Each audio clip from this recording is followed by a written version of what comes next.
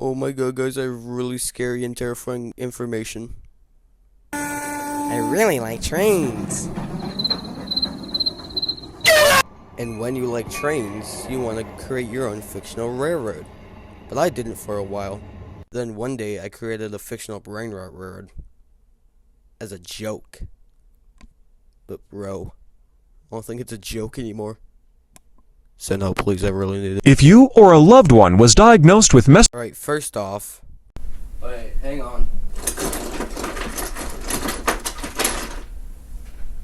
Are you telling me I have no footage of this thing? Well, too bad, because I only have like a few fourth rows and rolling line, and all of them have branding on them, so yeah. Basically, all you need to know is that it was a Class 3 railroad that ran through towns in southern Maine, and I think it died. I don't really know. Skibbity and Trollface, equipment defect detector, milepost. This is actually the first railroad I ever made.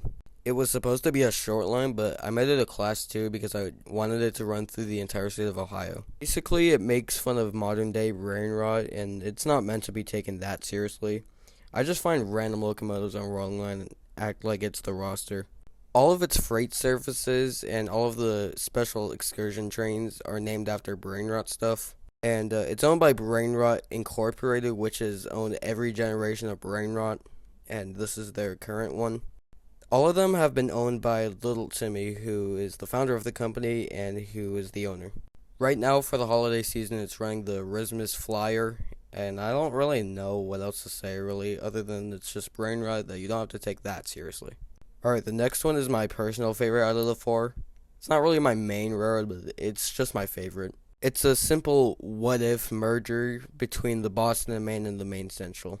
I always liked how they had very similar liveries, and they ran through the same region, New England. I just don't think Guilford as a name makes sense, nor does Pan Am, really. And I hate how it became a Class 2.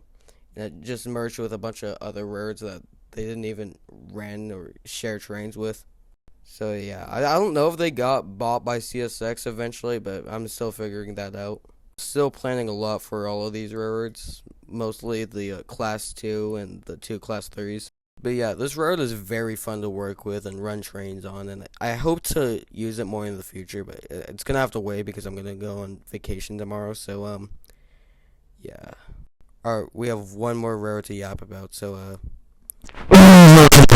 Alright, I don't know if someone already used this name, but if you do, please let me know and I'll change it eventually. But I made a railroad called New England Rail. Basically, it's like it existed as soon as Pan Am went up for sale.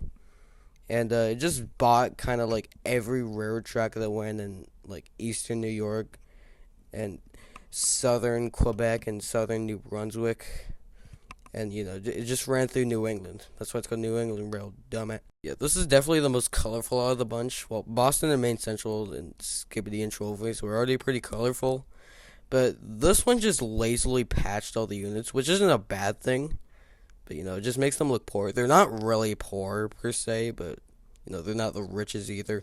I know it's not the most realistic, because, like, there's no way in hell all these Class 1s would give them trackage rights. But, you know, it works, I guess. But, yeah, they don't have a real identity yet, so, yeah, it's pretty weird, but it's fine. This kind of reminds me of the old days where I just pretend to run trains related to New England rail history.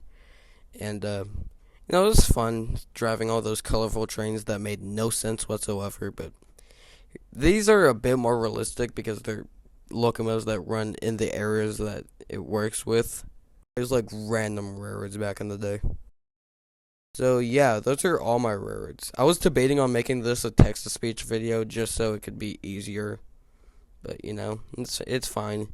Who cares if I'm late for dinner or doing something? Xiao Hong Shu!